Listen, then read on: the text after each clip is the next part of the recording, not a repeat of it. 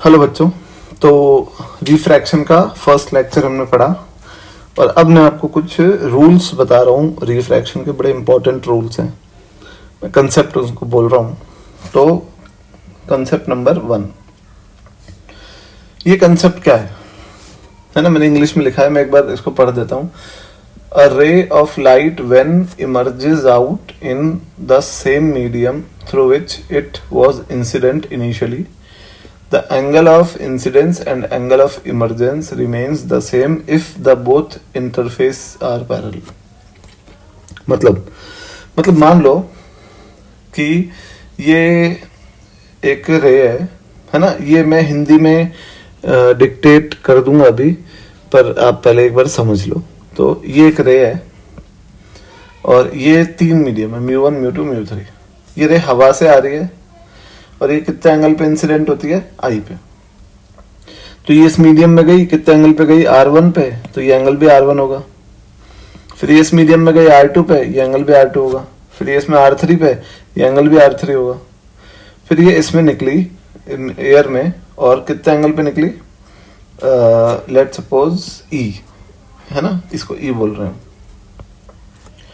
तो आप मुझे ये बताओ कि स्नेल्स लॉ लिखें अगर पहले वाले के लिए, तो μ1 एयर का μ1 होता है 1 sin I is equal to μ1 sin R1। फिर इसके लिए लिखें सेकंड वाले के लिए μ1 sin R1 बराबर μ2 sin R2। फिर थर्ड वाले के लिए μ2 sin R2 बराबर μ3 sin R3। फिर फोर्थ वाले के लिए μ3 sin R3 बराबर 1 sin E। तो क्या ये सारे बराबर नहीं होंगे? होंगे। यही तो स्नेल्स लॉ है कि म्यू इंटू साइन थीटा कितने भी मीडियम में सेम होगा। तो इस हिसाब से फर्स्ट और फोर्थ भी बराबर होगा। तो अगर फर्स्ट और फोर्थ बराबर है यहां पर, तो आई किसके बराबर होगा, ई। समझ गए आप? तो मैंने ये लिखा है कि अगर कोई रे जिस मीडियम से आ रही है इनिशियली, उसी मीडियम में बाहर निकलती है, चाहे बीच में कितने भी मीडियम उसने पार किए हो, तो उसका जिस एंगल पे वो आई है, एंगल ऑफ इंसिडेंस आपतन कोण, और जिस पे वो निकल रही है इमरजेंस निर्गत कोण, वो बराबर होंगे अगर जो अंतरापृष्ठ है वो समांतर है। आप ये देख सकते हो कि इंटरफेस यानी अंतरापृष्ठ, यहाँ पे इंटरफेस सारे पैरेलल है। अगर ये रे यहाँ गिरती इस वाले पे और यहां से निकलती, तो 90 माइनस थीटा का फर्क आ जाता है, तो फिर हम बराबर नहीं बोल सकते थे। समझ गए आप? तो ये इंपॉर्टेंट है कंसेप्ट नंबर 1। अब हमारा कंसेप्ट नंबर 2 आता है। कंसेप्ट नंबर 2 क्या है कि जो मैं पढ़ देता हूं, इंसिडेंट रे एंड रिफ्रैक्टेड रे always lie on the either side of the normal. ये नॉर्मल के अलग अलग साइड पे होती है हमेशा। जैसे मैं कैसे बताता हूं, आप ध्यान से देखो, ये इंसिडेंट रे आ रही है और ये नॉर्मल है, और जब ये निकलती है दूसरे मीडियम में, तो आप नॉर्मल के, ये अगर लेफ्ट साइड से आ रही है तो आप राइट पे ही तो बनाते हो कि लेफ्ट पे बना देते हो, राइट पे बनाते हो ना। ऐसा क्यों? क्योंकि जो अपन एंगल नापते हैं, सबसे पहली बात वो नॉर्मल से नापते हैं, और वो एंगल जब अपन एंटी क्लॉकवाइज नापते हैं, देखो आप यहाँ नॉर्मल से स्टार्ट होकर घूमूंगा तो एंटी क्लॉकवाइज घूम रहा हूं, तो एंटी क्लॉकवाइज नापा हुआ एंगल जो होता है वो पॉजिटिव होता है, और क्लॉकवाइज नापा हुआ जो एंगल होता है वो नेगेटिव होता है। तो एंटी क्लॉकवाइज नाप रहा हूं ना, तो अगर ये मैंने एंटी क्लॉकवाइज नापा तो जो ये एंगल है वो पॉजिटिव लूंगा। तो आप सोचो कि अगर आई पॉजिटिव है तो आर भी तो पॉजिटिव ही होता है, क्योंकि μ1 sin I बराबर μ2 sin R। अब अगर आर नेगेटिव हुआ तो ये माइनस हो जाएगा, और एक पॉजिटिव क्वांटिटी नेगेटिव क्वांटिटी के बराबर कैसे हो सकती है?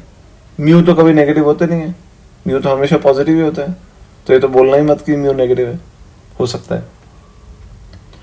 तो आर भी तो पॉजिटिव होना चाहिए अगर आई पॉजिटिव है तो आर भी तो आप एंटी क्लॉकवाइज ही नापने चाहिए नॉर्मल से। तो आप देखो नॉर्मल पे खड़े हुए और आर को नापने के लिए एंटी क्लॉकवाइज घूमे। समझ गए? पर अगर सोचो एक साइड पे निकाल दोगे आप, ऐसे लेफ्ट साइड से आई लेफ्ट पे निकल गई, तो आई तो आपने नापा एंटी क्लॉकवाइज, तो आपने आई को पॉजिटिव ले लिया, और आर आपने नापा क्लॉकवाइज, तो आपको आर नेगेटिव लेना पड़ेगा, और आर अगर नेगेटिव है तो sine minus theta, minus sine theta होता है ना, तो माइनस बाहर आ जाएगा। तो एक पॉजिटिव क्वांटिटी नेगेटिव क्वांटिटी के बराबर नहीं हो सकती।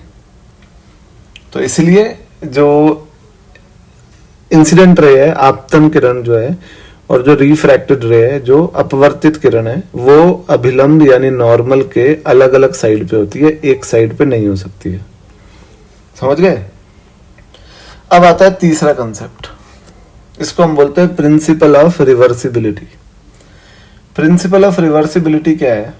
ये बड़ी सिंपल सी बात है कि एक ये रे है, देखो ये ऐसे आ रही है, अभी इसको भूल जाओ, अभी क्या है, ये ऐसे आ रही है, आई एंगल पे आ रही है, और 1 2 3 मीडियम से पार होती हुई निकलती है। तो अभी अपन ने बात करी कंसेप्ट 1 में कि सेम एंगल पे निकलेगी आई पे, बात करी ना अभी। तो इसका प्रिंसिपल ये है कि अगर आप ये जो रे निकल रही है, इसको आप इसी के पाथ पे लौटा दो वापस, जैसे ये ऐसे आ रही है, ऐसी की ऐसी लौटा दो अगर किसी भी तरीके से, तो ये अगर उस अपने पाथ पे लौटेगी ना, तो ये जितने मीडियम से आई है, हर मीडियम में जितने एंगल पे आ रही थी उतने एंगल पे लौटेगी, यानी हर मीडियम में अपने इनिशियल पाथ को ही ट्रेस करेगी। ये इसमें इस पाथ पे आई थी तो इसी पाथ पे लौटेगी, देखो आप, सेम टू सेम। फिर ये एक प्लेन मिरर है, इससे मैंने परपेंडिकुलर इस पे गिरा रहा हूँ, फिर ये लौटा देगा इसको, फिर ये इसमें आएगी सेम पाथ पे, फिर इस प्लेन मिरर पे गिरेगी परपेंडिकुलर, फिर लौट जाएगी, फिर सेम पाथ पे जाएगी। तो ये चलता रहेगा। इसको बोलते हैं हम प्रिंसिपल ऑफ रिवर्सिबिलिटी, कि अगर हम किसी रे को उसके ही पाथ पे रिवर्स कर दे, लौटा दे, तो वो हर मीडियम में अपने उसी सेम पाथ को ट्रेस करेगी। ठीक है? तो आई होप ये आपको 3 इंपॉर्टेंट रूल्स समझ में आए। आगे मैं और आऊंगा इसके एप्लीकेशंस लेके। Thank you.